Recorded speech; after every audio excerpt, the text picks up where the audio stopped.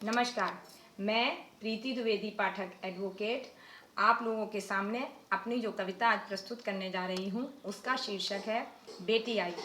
इस कविता में मैंने ये बताने का प्रयास किया है कि घर में जब कोई बेटी पैदा होती है तो इंसान उतना खुश नहीं होता जितना कि बेटे के पैदा होने पर खुश होता है, जबकि ऐसा नहीं होना चाहिए। कोई भी परिवार तभी पूरा होता है जब उसके बेटे और बेटी दोनों हों।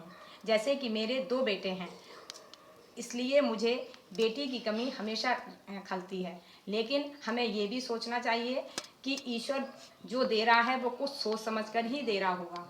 ईश्वर की मर्जी के आगे कुछ नहीं चलता। मैंने अक्सर देखा है कि जो लोग बेटी चाहते हैं उनके यहाँ बेटी नहीं होती, और जो लोग बेटी नहीं चाहते उनके यहाँ बेटियाँ ही होती हैं। मेरा ही उदाहरण देख लीजिए, क्योंकि एक कहावत है, God proposes, man proposes, God disposes. जैसे कि मेरे परिवार में एक लोग हैं, मेरे बहुत नज़दीकी हैं, उनके बेटियां ही बेटियां हैं, जबकि वो बहुत चाहते हैं कि उनके यहाँ बेटा हो, और मेरे यहाँ 2 बेटे ही बेटे हैं, मेरे कोई बेटी नहीं है। मेरा मानना ये है कि ईश्वर जो कुछ भी दे रहा है हमें उसको पूरे मन से स्वीकार कर लेना चाहिए, क्योंकि ईश्वर हमें जो कुछ दे रहा है वो कुछ सोच समझ कर ही दे रहा होगा।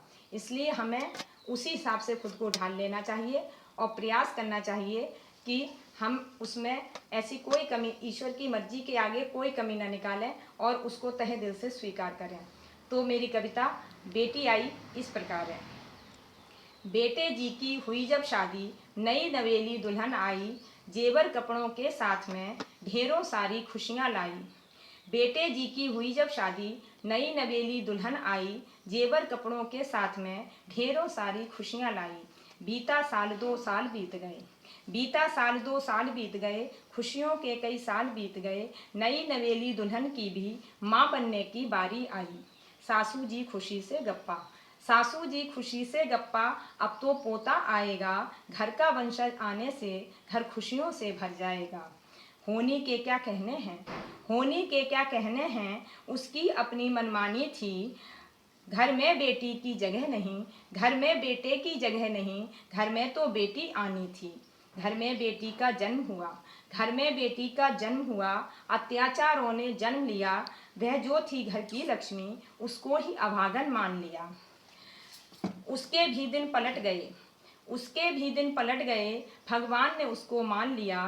कुछ ही सालों में उसके घर सुंदर बेटे ने जन्म लिया।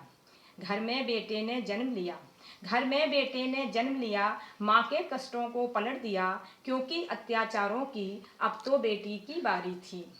बेटी बोली भैया खेले, बेटी बोली भैया खेले, मैं भी खेलने जाऊंगी। जैसे भैया खाता है दूध मलाई मैं भी खाऊंगी।